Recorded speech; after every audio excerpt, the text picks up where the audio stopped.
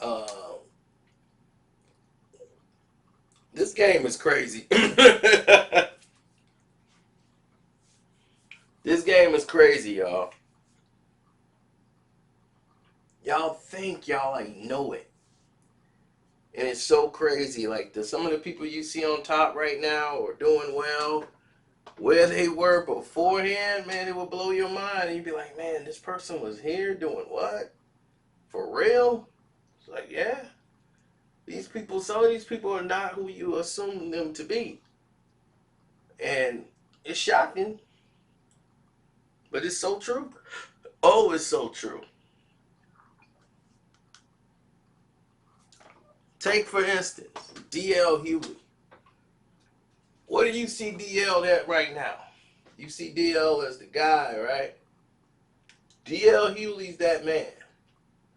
When you look and see DL Hughley, you see a guy that's, been doing his thing for a while, social issues, everything. But he wasn't always that guy. He's admitted to, as to most of his things that he's done, as far as how poorly he's treated his wife, his kids out of wedlock, and numerous infidelities. And what people did know, and things he didn't really go into, is his life in the comedian club, which, being a comedian, which led to all of this. He was never really good at playing the politics. He was good at sabotage. Sabotage was his game. That was the DL game. DL was at a point where a lot of comedians are like, my back is against the wall. I have no money. I need exposure. I need gigs. I need to be out here so people can see me. Somebody's going to see me and want me to, do something, and doors are going to open up. And DL is funny. His delivery is funny. He's what they would call, as one critic would say, he's around the house funny. But he's not marketable. So that's why they wouldn't choose him.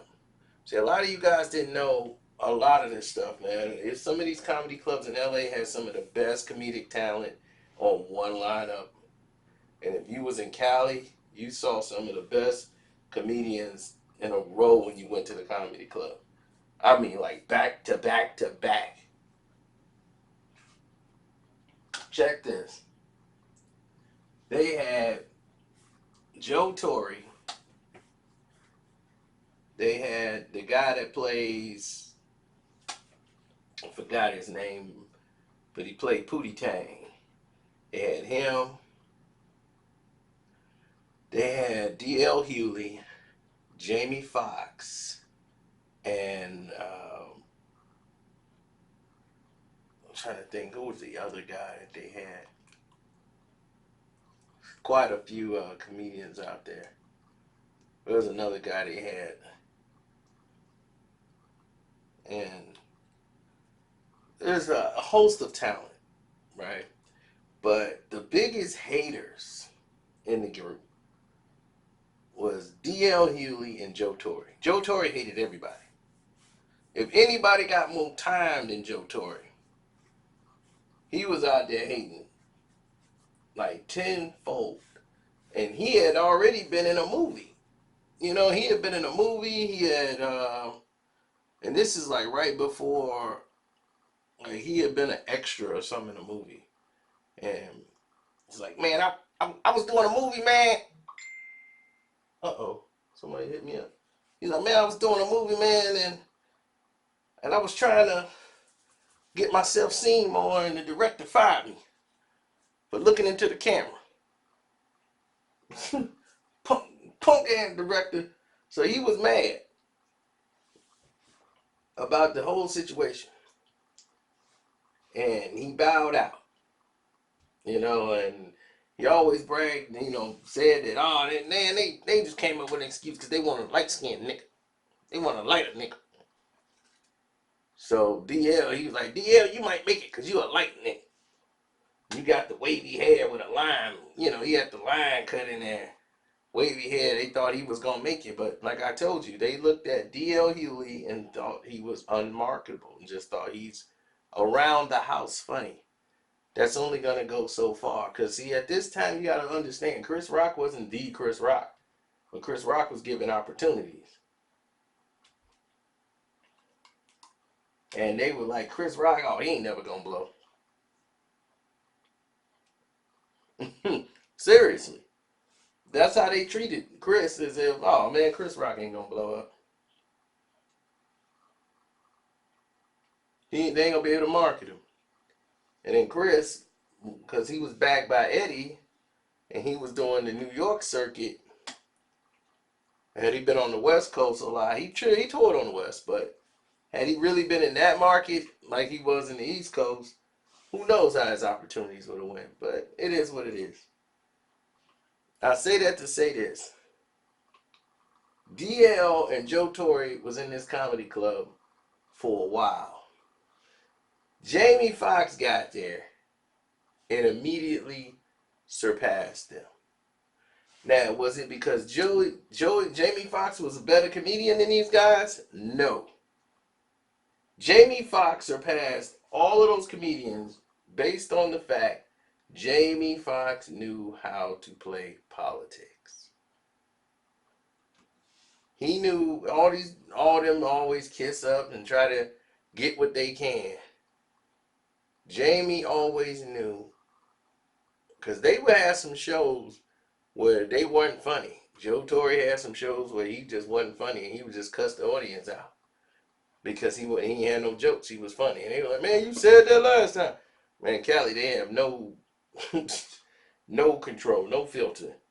So he'll just cuss the audience out, and they know if you bombing, they ain't gonna keep putting you on. They gonna reduce your minutes and your times and your spots.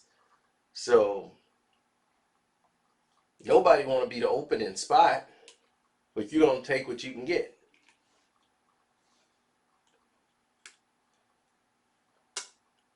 So naturally, DL didn't like Jamie Foxx. He didn't. He didn't think Jamie Foxx was funny. And Jamie would have some funny jokes, and he did more like sketch comedy scenes on stage. Like he came up with characters and all this stuff, like the Wanda character. He do that one. He had these other characters that he would do. But whenever the show wasn't going right, he'll bust them notes out and start singing. So even when he was bombing, he was like, "Man, he ain't even funny. All he got is that singing. If it wasn't for that, man, that's why he keep getting them spots. Because he ain't got nothing if he wasn't singing." Jamie knew, if I'm ever bombing and I'm ever sucking, I'm going to just start singing. And the women just going to go, "Ooh!" And that'll shut everybody up. And that was his key to success. Plus, in the comedic world, they always seem to sleep with the woman who runs the comedy house. And that's what Jamie would do. He was making sure he was getting his spots. Like I told you, politics, baby. Politics.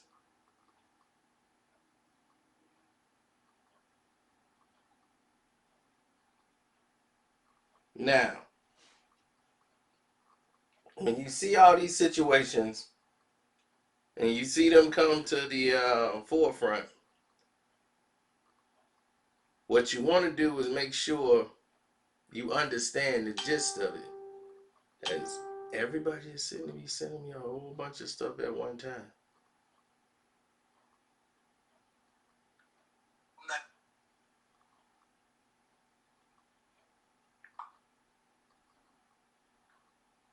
Okay, I get it. All right, thank you. I appreciate it. And speaking of appreciate, I would appreciate you guys supporting the page. Hit my Cash App up. The name is Carceno, Karceno, on supporting the Stream Lab.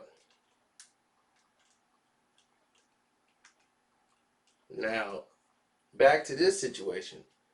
You know, DL went and, you know, hating on him and saying all this stuff like, man, why you keep putting him on and he ain't funny? You know, I need them spots and, you know, he just ain't funny. If he funnier than my next show, then you could put him on. I'm on my spots. We all killing him.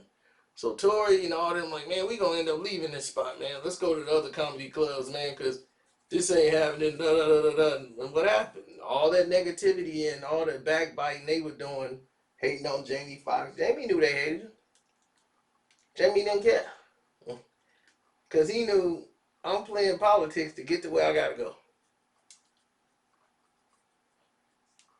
Sure enough, Jamie gets seen and he got picked for In Living Color. And Living Color was, you know, looking for some more comics. Jamie Foxx is right there.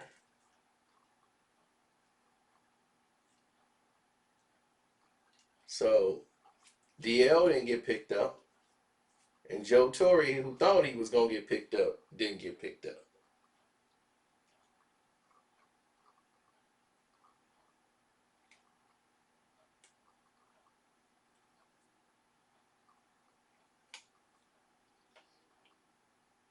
And another comic came and surpassed him during the same time.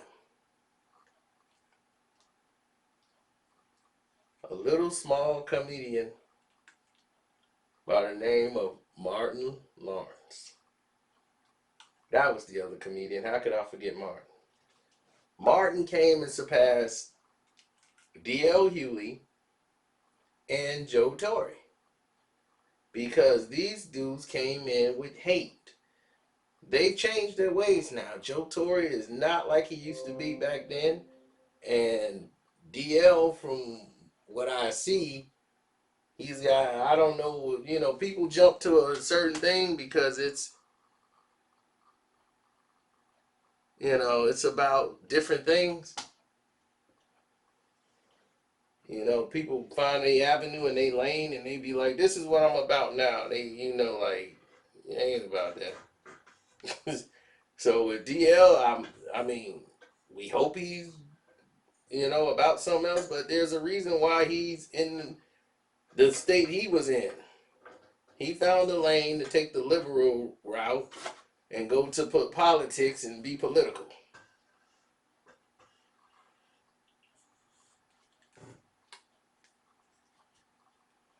But like again, he didn't like Martin Lawrence. He thought Martin Lawrence was a terrible comedian, and he was better than Martin Lawrence. He had better material and better jokes.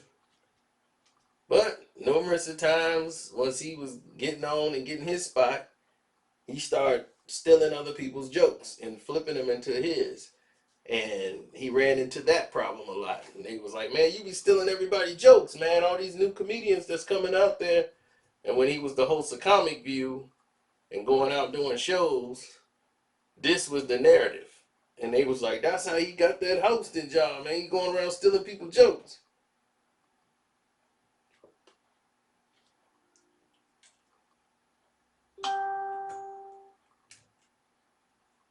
So what was that, in North Carolina? I want to say North Carolina. A comedian chased him out of the club. That's the rumor. DL got chased out of the club by another comedian who was waiting for him. It's like, I told you, don't ever come back to North Carolina. If I see you on the marquee, I'm showing up and I'm clowning out. And ain't a security guard gonna bounce me about it. He was dead serious. Yeah, he had to be warned. Like, it's no game. Like, dude, some of these comedians were like really gangsters and roll with like real gangsters. And he had to find out the hard way that borrowing other people's jokes and saying you didn't know wasn't gonna fly over with every single body.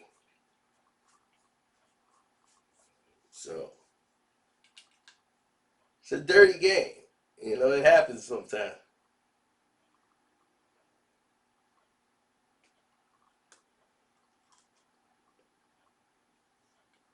So Martin ended up blowing up. He got the role in House Party. Joe Torry was in House Party with Martin, and he was an extra, and Martin was the guy they thought was the funniest.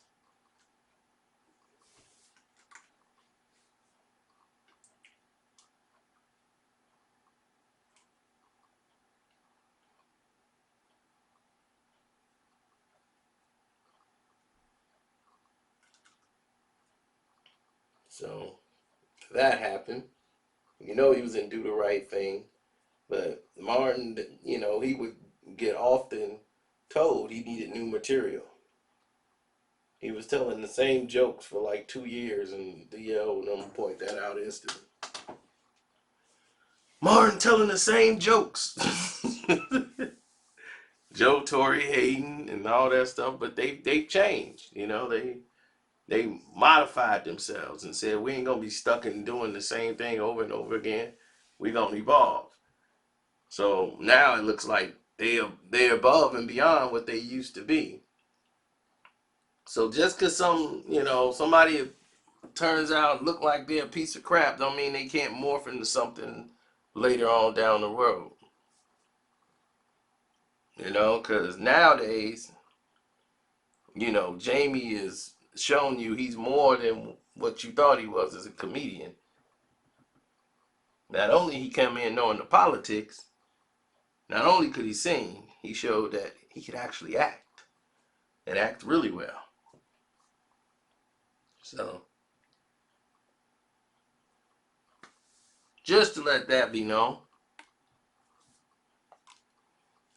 So hopefully you enjoyed this. I'm out. I just wanted to bring this to the light. There's a lot of other comedian stories out here. I talk about G Wild, and I did the G Wild video once too, and it got messed up somehow. It didn't load up or some I don't know. But we were doing the thing, and it just did not come out. And it's probably good that it didn't. Because I got to probably word the G Wow one. That one's too crazy. But anyway, like I said, don't forget to subscribe, hit that notification button, and definitely hit the Cash App Carcino. Leave me a message. Deuces.